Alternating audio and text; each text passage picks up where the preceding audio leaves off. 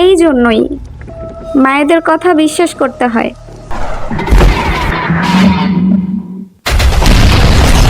আসসালামু আলাইকুম। হ্যালো বন্ধুরা, কেমন আছো সবাই? যারা যারা আমার মতো ভূতের গল্প শুনতে এবং বলতে পছন্দ করো তারা সবসময় রিমির ভূতের আড্ডায় থাকতে বলবে না। আচ্ছা, কথা না বাড়িয়ে মূল গল্পে আসা যাক। রাত 10টা বাজে। ঘরের দরজা দেখি তালা দেয়া। মায়ের কল আসলো। কল ধরতেই ওই পাশ থেকে মা বললেন, তোর বাবার সাথে তোর মামার বাসায় আসলাম। তোর নানু বেশ অসুস্থ, তাই রান্না করা আছে, তুই খেয়ে নিস। আর দরজা জানালা সব লাগিয়ে গেলাম। তুই সদর দরজা ভিতর থেকে তালা দিয়ে ঘুমিয়ে পড়িস। চাবি পাশের বাসার টুসি দিদার কাছে রেখে আসছি। তারপর মা কল রেখে দিলেন। তারপর আমি চাবি এনে বাসার ভিতরে ঢুকলাম। মনে হচ্ছিল ঘরে প্রাণ নেই, মনে হচ্ছে ঘরটা যেন মরে আছে। আমি গোসল করে বের হতে ঠিক উপরের সিঁড়ি ঘরে কে যেন গুনগুন করছে। এই শব্দ শুনে আমি দাঁড়িয়ে পড়লাম। না, কোনো শব্দ তো নেই। তারপর রান্না করে গিয়ে তরকারি গরম করে নিয়ে আসলাম। খেতে বসবো এমন সময় শু শব্দে ছাদের উপর কি যেন একটা পড়লো এমন শব্দ পেলাম।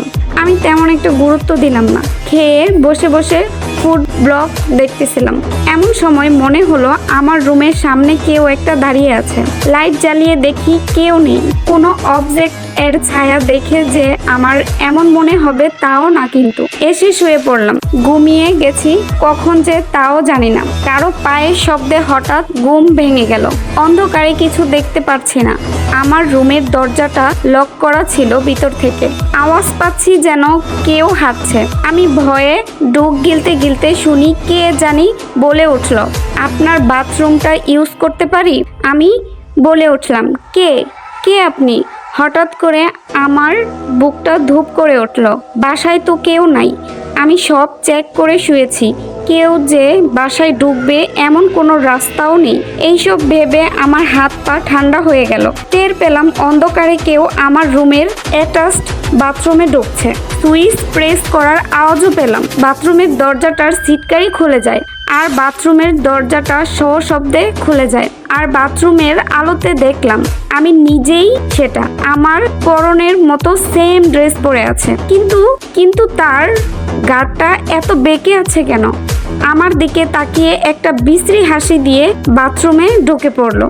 আর বাথরুমে ঢুকে পানি ছেড়ে দিয়ে গুনগুন করে গান গাইতে লাগলো। সে গুনগুন যেটা এর আগেও আমি শুনেছিলাম।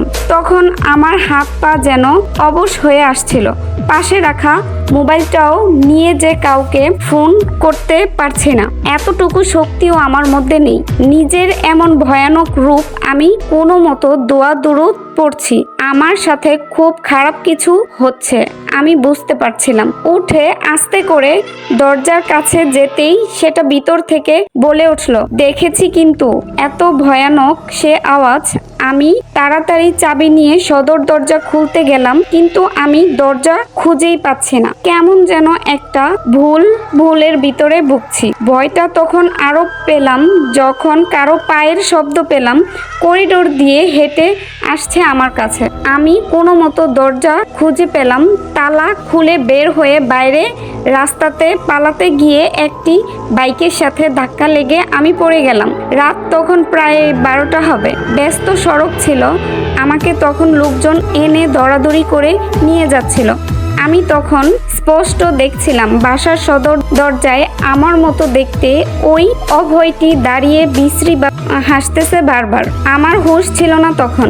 তারপর প্রায় 26 ঘন্টা পরে আমার হুঁশ ফিরে। আম্মু আমার পাশেই ছিল, আমার কোমরে ব্যান্ডেজ। পরে বাবা মাকে সব খুলে বললাম। আমি আর বাবা প্রায়ই বাসায় থাকতাম না। তখন আমার আম্মুর সাথেও এমনটা হতো। আম্মু আমাদের সব সময় বলতেন, কিন্তু আমরা এগুলো বিশ্বাস করতাম না। এমনকি উল্টো হাসি ঠাট্টা করতাম এগুলো নিয়ে। দিনের বেলায় ওই হালকা উৎপাত ছিল আর কি, কিন্তু রাতে একলা থাকলে যে কি হয় তা আমি আজ দেখলাম। বাড়িটা মিল্লাত পড়িয়ে একজন হুজুরকে দিয়ে বাঁধানো হলো। তারপর থেকে আর কিছু হয় না। তবে মাঝে মধ্যে জিনিস নাড়াচাড়া হয়। এক জায়গায় রাখলে পাওয়া যায় আরেক জায়গায়। এই জন্যই বলি, মায়েরা কিছু বললে তা বিশ্বাস করতে হয়, কারণ মায়েরা কখনোই মিথ্যে কথা বলে না। বন্ধুরা, আমার আজকের গল্প এই পর্যন্তই। যদি তোমাদের আমার গল্পটি পছন্দ হয়ে থাকে তাহলে অবশ্যই লাইক কমেন্ট শেয়ার করে দিবা। আর পরবর্তী ভিডিও পাওয়ার জন্য আমার চ্যানেলে সাবস্ক্রাইব করে আমার চ্যানেলের সাথেই থাকবে। তো ভালো থাকবে সবাই। আল্লাহ হাফেজ।